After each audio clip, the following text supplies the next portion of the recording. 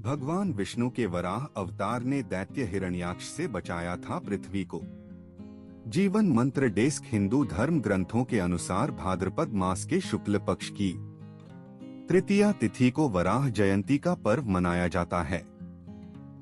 भगवान विष्णु ने इस दिन वराह अवतार लेकर हिरण्याक्ष नामक दैत्य का वध किया था। वराह जयंती के अवसर पर भक्त लोग भगवान विष्णु का भजन कीर्तन उपवास एवं व्रत इत्यादि का पालन करते हैं और सुख समृद्धि की कामना करते हैं। दूसरे के धन पर नजर रखने वाला हिरण्याक्ष भगवान विष्णु ने कुल 24 अवतार लिए हैं। मत्स्य और कश्यप के बाद तीसरा अवतार है वराह। वराह यानी शुकर। इस अवतार के माध्यम से मानव शरीर के साथ परमात्मा का पहला कदम धरती पर पड़ा। मुख शुकर का था लेकिन शरीर इंसानी था। उस समय हिरण्याक्ष नामक दैत्य ने अपनी शक्ति से स्वर्ग पर कब्जा कर पूरी पृथ्वी को अपने अधीन कर लिया था। हिरण्याक्ष का अर्थ है हिरण्य मतलब स्वर्ण और अक्ष मतलब आँखें। जिसकी आंखें दूसरे के धन पर लगी रहती हों वो हिरण्याक्ष है।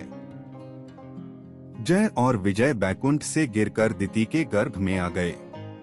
कुछ काल के पश्चात दिति के गर्भ से 2 पुत्र उत्पन्न हुए जिनका नाम महर्षि कश्यप ने हिरण्यकशिपु और हिरण्याक्ष रखा। इन दोनों यमल के उत्पन्न होने के समय तीनों लोकों में अनेक प्रकार के भयंकर उत्पात होने लगे। स्वर्ग पृथ्वी आकाश सभी कांपने लगे और भयंकर आंधियां चलने लगीं। सूर्य और चंद्र पर केतु और राहु बार बार बैठने लगे। उल्कापात होने लगे, बिजलियां गिरने लगी, नदियों तथा जलाशयों के जल सूख गए। गायों के स्तनों से रक्त बहने लगा, उल्लू सियार आदि रोने लगे। दोनों दैत्य जन्मते ही आकाश तक बढ़ गए। उनका शरीर फौलाद के समान पर्वताकार हो गया। वे स्वर्ण के कवच कुंडल करधनी बाजूबंद आदि पहने हुए थे। हिरण्यकश्यपु ने तप करके ब्रह्मा जी को प्रसन्न कर लिया। ब्रह्मा जी से उसने वरदान ले लिया कि उसकी मृत्यु न दिन में हो, न रात में, न घर के भीतर हो, न बाहर। इस तरह से अभय होकर और तीनों लोकों पर विजय प्राप्त करके वह एक छत्र राज्य करने लगा। उसका छोटा भाई हिरण्याक्ष उसकी आज्ञा का पालन करते हुए शत्रुओं का नाश करने लगा। एक दिन घूमते घूमते वह वरुण की पुरी में जा पहुंचा। पाताल लोक में पहुंचकर हिरण्याक्ष ने वरुण देव से युद्ध की याचना करते हुए कहा है, वरुण देव, आपने जगत के संपूर्ण दैत्यों तथा दानवों पर विजय प्राप्त किया है।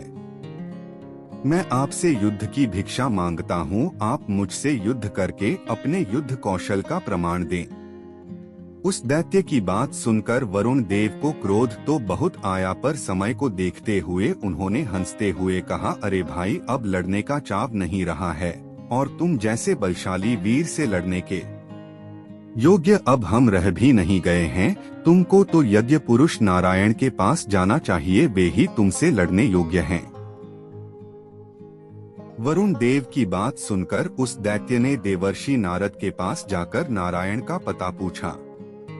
देवर्षि नारद ने उसे बताया कि नारायण इस समय वाराह का रूप धारण कर पृथ्वी को रसातल से निकालने के लिए गए हैं।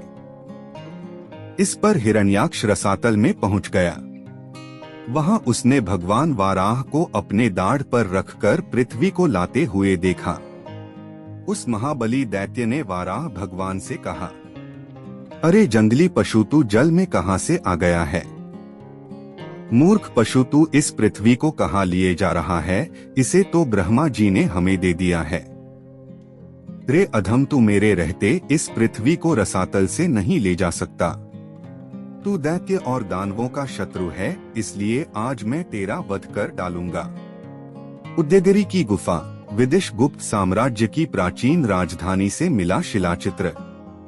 भगवान वाराह भू देवी को दांतों पर रखे हुए एक प्राचीन शिलाचित्र, जिसे पत्थर को काटकर अद्वितीय नक्काशीदार मूर्तिकला से बनाया गया था।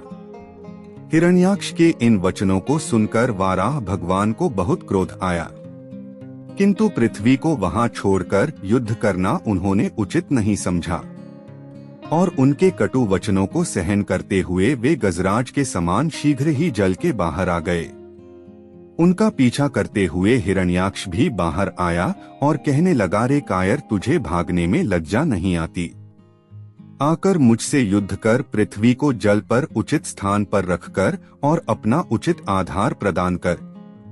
भगवान वाराह दैत्य की ओर मुड़े और कहा, अरे ग्राम सिंह कुत्ते, हम तो जंगली पशु हैं और तुम जैसे ग्राम सिंहों को ही ढूंढते रहते हैं। अब तेरी मृत्यु सिर पर नाच रही है। उनके इन व्यंग वचनों को सुनकर हिरण्याक्ष उन पर झपट पड़ा। भगवान वाराह और हिरण्याक्ष में मध्य भयंकर युद्ध हुआ और अंत में हिरण्याक्ष का भगवान वाराह के हाथों वध हो गया।